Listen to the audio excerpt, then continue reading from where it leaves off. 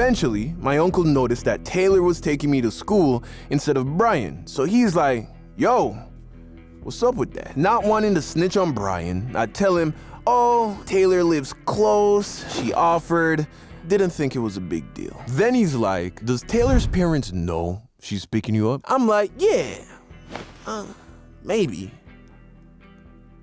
Probably not. Nah, they don't know. He's like, well then, Chris, that sounds to me like this is in fact a big deal. That's how he talks to me when he's lecturing me.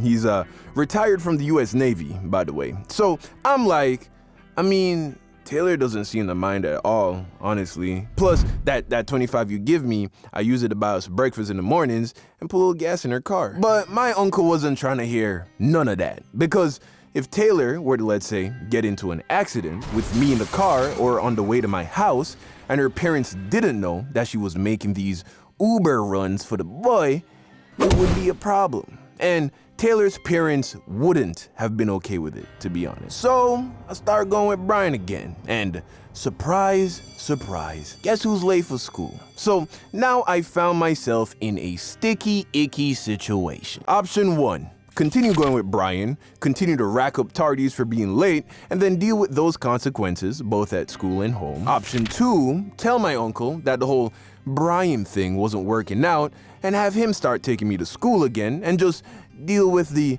perpetual sense of feeling like a burden, because, like I said, my uncle was already doing a lot for me. Like, I haven't even said the half. So there was that, or Option 3, lie to my uncle, tell him that Brian was taking me to school, but have Taylor keep picking me up in the mornings.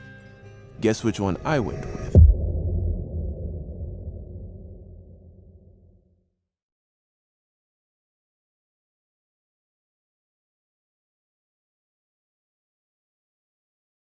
Now, there was only one major obstacle in the way of pulling off this lie.